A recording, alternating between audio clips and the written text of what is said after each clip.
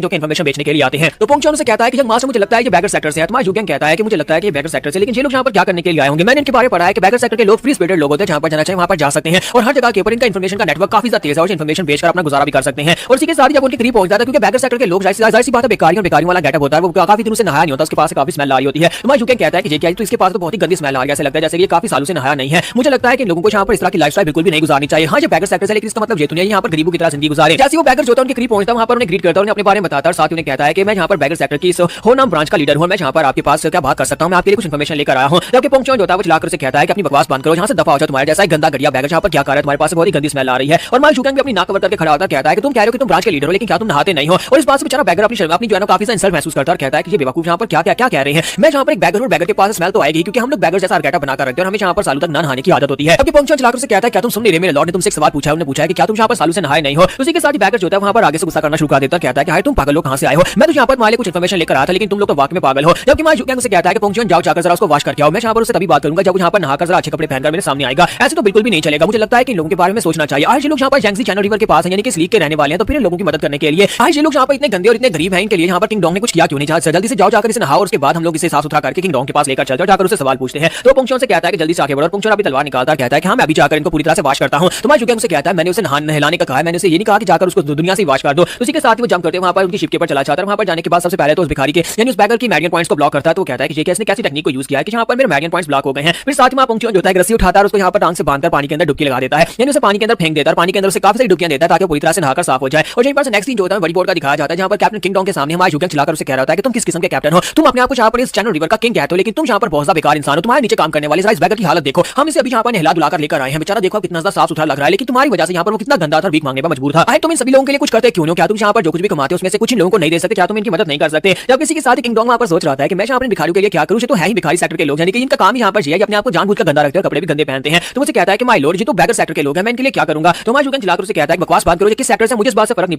पड़ता, यहाँ पर तुम्हारे नीचे काम करते हैं, उसका मतलब है कि तुम यहाँ पर इनके जिम्मेदार हो, तुम यहाँ पर इनको नहला धुलाओगे और इनको साफ कपड़े पहनाओगे। तो किंग डोंग कहता है कि अब मैं यहाँ पर इसे क्या जवाब दूं, तो कुछ भी समझने की होश में नहीं, यानी कि आगे से बस मेरे पर सवाल किया जा रहा है। माय जुगेंग वहाँ पर ऑर्डर सुनाता है, उसे कहता है कि आज के बाद मैं किसी भिखारी को गंदा और ना नहाया हुआ ना देखूं, आज के बाद ये तुम्हारी जिम्मेदारी है कि हर एक भिखारी साफ सुथरा दिखाई देना चाहिए। किंग डोंग होता है पहले तो वहाँ पर उसे ना करने लगता है, फिर साथ ही वो कहता है मुझे यहाँ पर किसी और तरीके से बात करनी होगी। तो उसे कहता है कि जब से व्हाइट ड्रैगन डिसअपीयर हुआ है तब से मुझे लगता है कि यहाँ पर इस टेरिटरी को क्लेम करने में काफी ज्यादा दिक्कत हो रही है, मैं वहाँ पर काफी ज्यादा बिजी हूँ, मैं इस टेरिटरी को वापस से क्लेम करने के बारे में सोच रहा हूँ, इसी वजह से मैं इनके लिए ज्यादा कुछ नहीं कर पाऊंगा। माय जुगेंग उसे कहता है कि अच्छा तुम्हें लगता है कि तुम यहाँ पर बहुत ज्यादा बिजी हो, ब्लैक रिपर के चले जाने के बाद तुम्हें लगता है कि अब तुम यहाँ पर उसके टेरिटरी के ऊपर जाकर कब्जा करने में बिजी हो, तुम अपने लोगों को यहाँ पर छोड़ दोगे। ये बात सुनने के बाद भिखारी भी काफी ज्यादा हैरान होता है, कहता है तो ये बात वाकई में सच निकली कि व्हाइट ड्रैगन क्लैन का लीडर जो था वही ब्लैक रिपर था। जबकि पोंगचुआन जो था वो उसे जबरदस्त पंच मारता कहता है कि तुम